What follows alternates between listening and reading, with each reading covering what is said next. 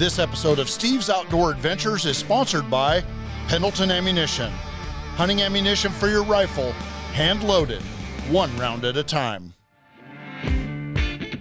Well, for all of our friends and fans out there who have asked over the years why we don't film more archery hunts, this week's episode is for you. My good friend and the founder of Blood Origins, Robbie Kroger, has drawn a very limited tag here in Northeast Oregon, and I've invited him to come hunt with me on the Ponderosa Ranch.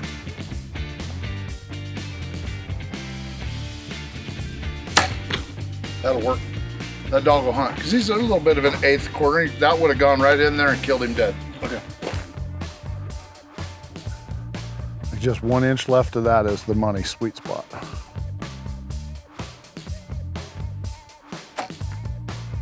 Yeah, once again, just, yeah, definitely. Like that's, once again, you're in that 10 ring area, but the reality is that you've got to contend with that big shoulder bone right there. And that, I'm not saying you won't punch through that, but you want to be just behind that shoulder. That shoulder will stop an arrow like that.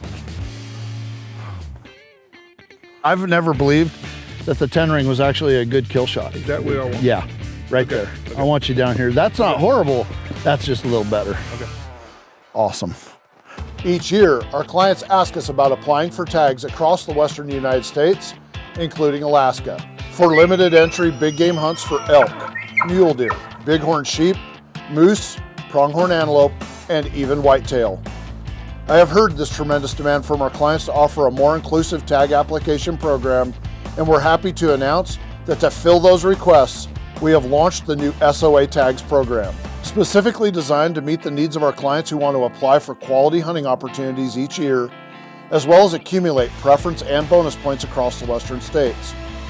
Not only will our SOA Tags program customers have an opportunity to draw incredible big game tags each year, but they will also begin to accumulate bonus and preference points each season that open doors in the future that would otherwise be closed. And any hunter who draws a tag has full access to the Steve's Outdoor Adventures outfitters and guides who will provide you with a world-class hunting experience. If you'd like to learn more about the new SOA Tags program, give our office a call or go to the website address listed at the bottom of the screen. Now, let's get back to the show. All right. Let's go. Yeah. Tell ya, I love riding around in this little side-by-side. It's so quiet. On any given day, there's anywhere between 100 and 400 head of elk here. Yeah, they move around.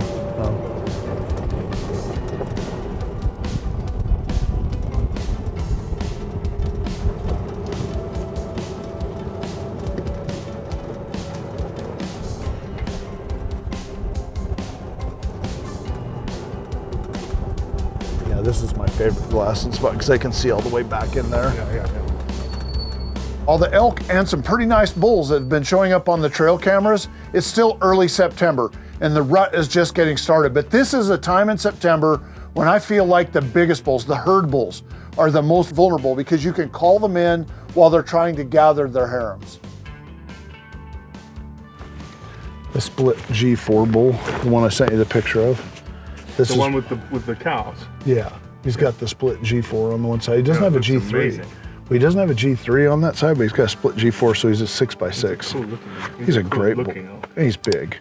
That doesn't hurt, right? Well, he's coming out of here, so he's bedded in here right now. Every night, him and them cows go up and they hit the pond, and they water and they go back down. Now he's got like 2 or 3 satellite bulls around him. Upside, they're all 6x6s. So, but it's the 7th of September. They're a week, 10 days ahead of schedule here this year. Yeah, that's what they are everywhere though. They are. They were stripping velvets. In July. Yeah.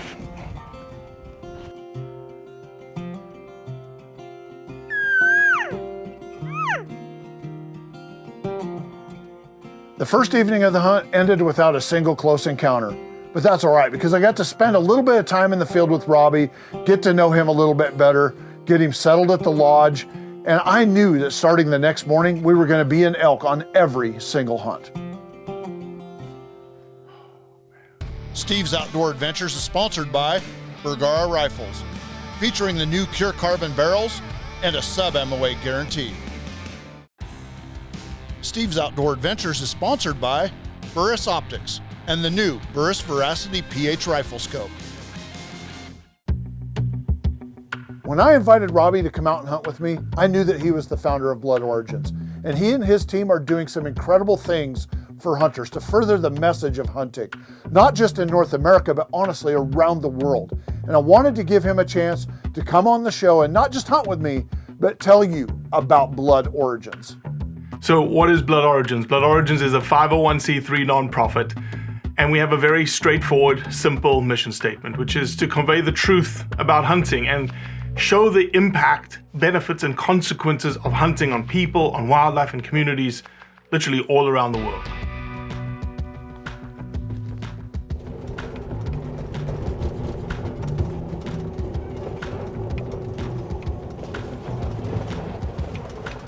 You called for an Uber? Yes, sir. Yeah, I got a pretty good plan this morning.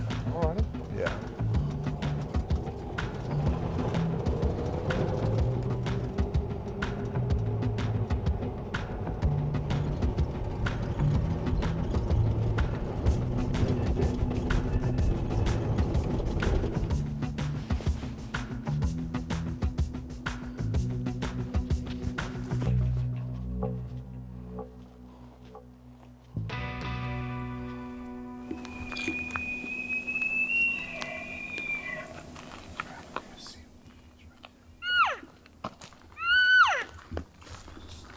This bull answered us once from down in the canyon, and our initial approach was perfect.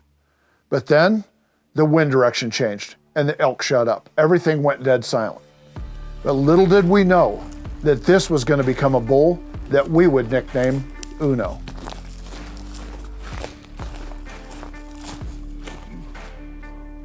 And while we spent the rest of the morning glassing and calling into the various drainages and honey holes, the elk were quiet that morning. But all things change with time, and that afternoon, the switch would flip.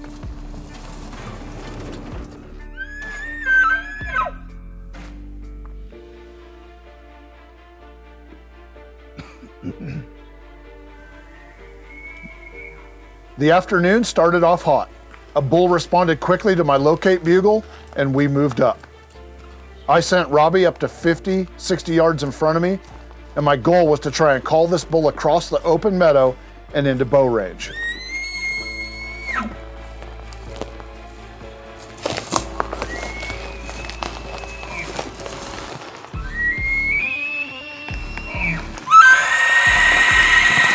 There he comes. He's gonna come uphill towards us, right through that gap.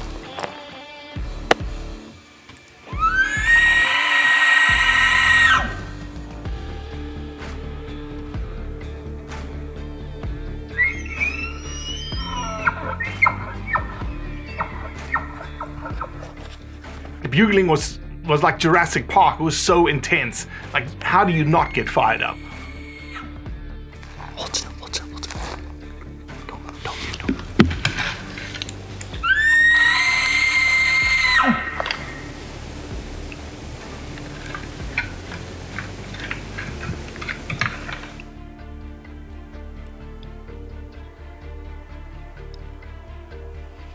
Draw. Keep drawing. Being a first-time bow hunter, Robbie doesn't know when to draw his bow. And in this case, Wesley was trying to tell him to draw, but when he actually did draw, the bull saw him and stopped short of stepping into the window that would have offered him an opportunity for a shot. The window was closed, the elk was onto him, and the gig was up.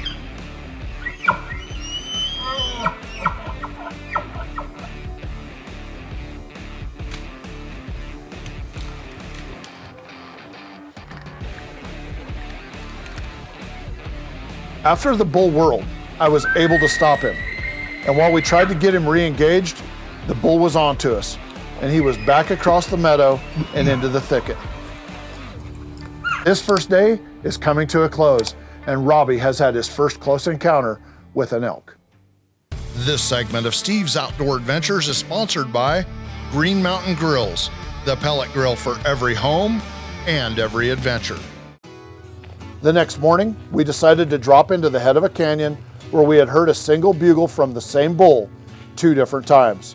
It was crisp and cool, and there was a small weather front moving in, and we hoped that it would kick off some elk action.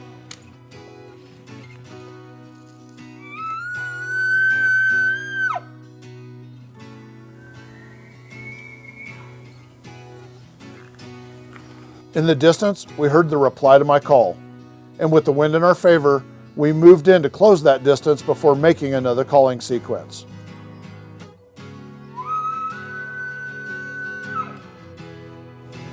I've nicknamed this bull Uno. He lives right here. He bugles once, shuts up.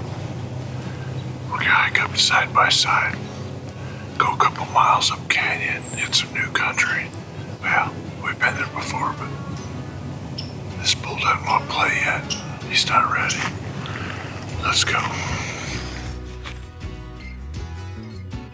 After a short silent drive in the side-by-side, we got out and hadn't walked 100 yards, and we snuck in on a big herd of elk. And there was more than one bull doing the talking.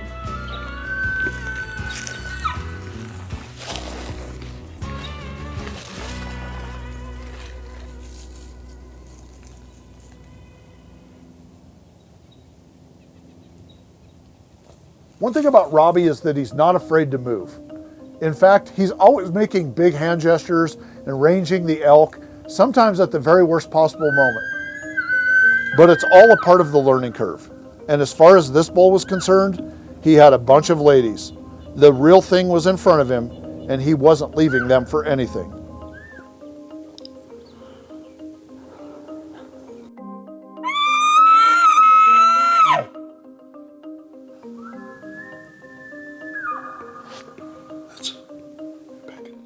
There were 3 bulls that sounded off.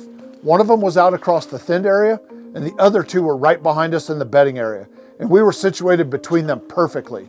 And when we got set up and I made the first call, a bull came, and he came fast. He's back right there. He's further left.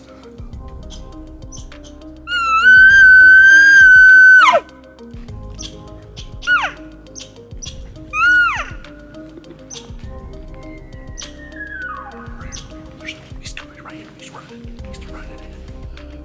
Draw your bow.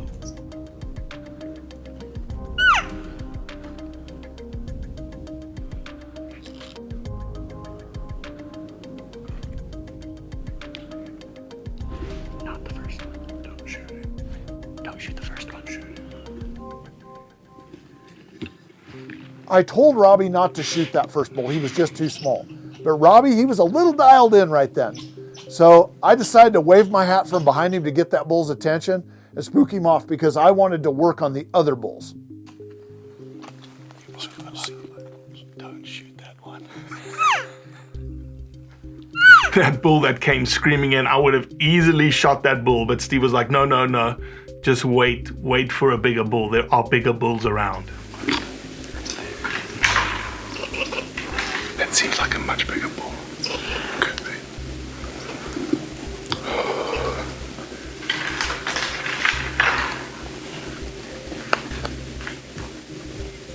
The little guy was gone, but the action was just getting started.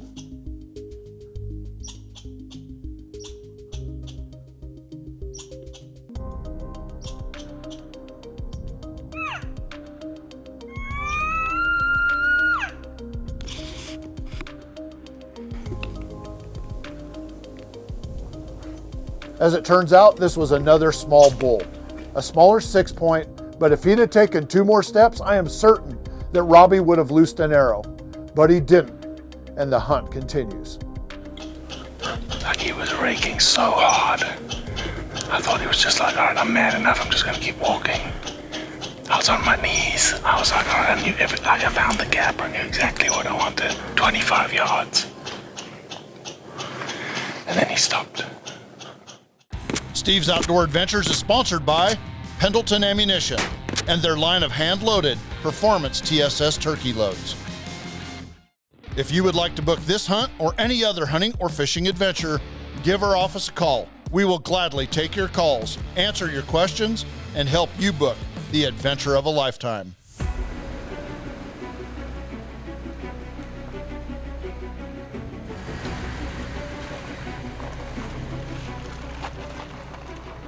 We hadn't been up on top 2 seconds, and we heard a bugle. And within 2 minutes, we had him in sight. He's right behind the trees right there.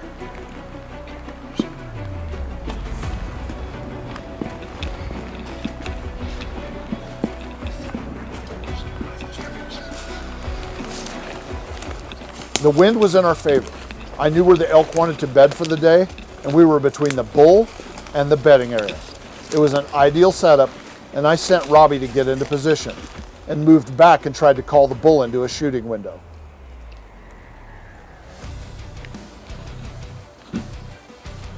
Remember when I was talking about Robbie not being afraid to move? Well, he moved. And this is all a part of the learning curve when you're archery elk hunting. He had ranged a stump at 35 yards, and the bullet ended up walking 5 yards on the other side of that.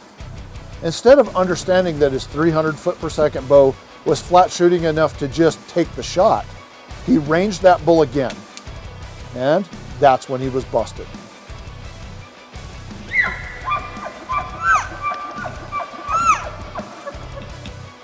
When Robbie was ranging, he should have been drawing, because when that bull stopped in the window, had Robbie been at full draw, he would have smoked him.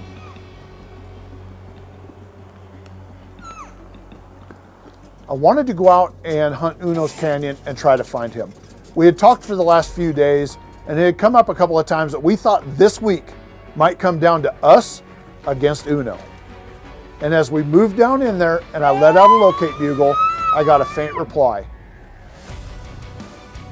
We moved a little closer, and within a few minutes, we had our eyes on Uno and his harem.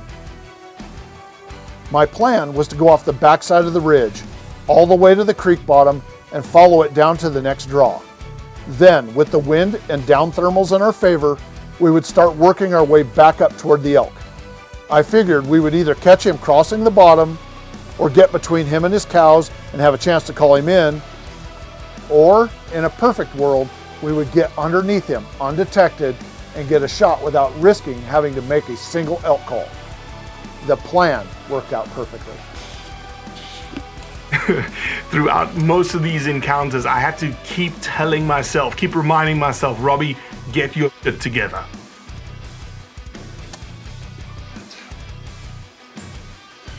Just knock it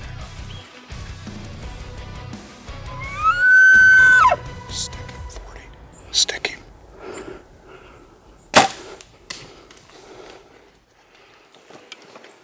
I thought the shot was good from my angle, but I was partially blocked by the brush.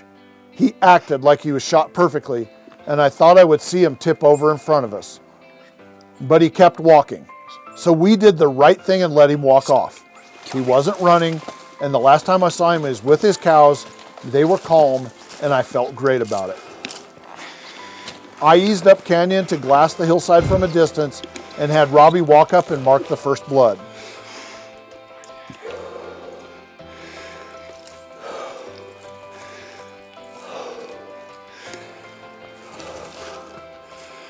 We did it perfectly, but when we went back and watched the video, we realized that the arrow had skimmed some of the brush. This impacted where the arrow struck the bull, and it slowed down the velocity on the arrow, which reduced the amount of penetration that the arrow got. So we marked out the blood trail and backed out of there. We needed to let this bull go lay down and die. It was going to be a nice, clear, cool night, and we were going to resume looking for him first thing in the morning. It was a restless night to say the least. Clear and cool. And the next morning we headed up the mountain to go find Uno. But when we arrived, we had some unwanted guests. The whole 5 Points wolf pack was coming out of the timber right from where we had left Uno the night before. And I know darn well that they are better blood trailers and hunters than we could ever be. And there was a chance that they had already found him and cleaned it up. But we had to continue searching for Uno. We had to give it a full effort. And over the next 2 days, I put 17.4 miles on the GPS that I knew was there. And Robbie went back to Tennessee with Uno on his mind. But 2 weeks later, with just a few days left in archery season, I picked up the scent again. I mean, literally picked up the scent again, and it was a strong one. Look all tore up. Oh my God, that is a big one. That's him.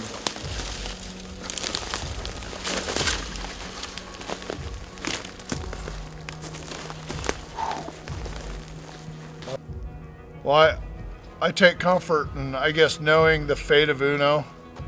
I'm glad he's not out here wandering around the hills with an arrow in his stomach or a wound that's festering and he's suffering. You know, I take a bit of comfort knowing that he came up here and died. Came right back up here into his beds. His beds are all over in here. This is where he lived. This is where we hunted him. He came back up here thinking he was safe and expired right here in his bed. You know, at Steve's Outdoor Adventures, we book a lot of elk hunts, rifle, muzzleloader, and archery all across the western states. We've got guaranteed tags. We've got draw programs. We've got all sorts of different ways to get in the woods across the western states and western Canada.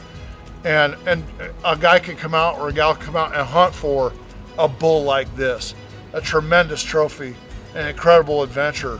And it's something that's out there and it's available for everybody. And if you're interested in a trip like that, give our office a call. We're always available to take your calls, answer your questions, to help you book any big game hunting or fishing adventure of a lifetime. Unfortunately, that's all the time I've got for today's show. And of course, I've still got a lot of work to do here in terms of cutting the head off and packing it up the hill to the side-by-side. But please remember to join us again next week when we bring you another exciting episode of Steve's Outdoor Adventures. If you enjoyed this episode, please click like and subscribe to see more of Steve's Outdoor Adventures right here on YouTube.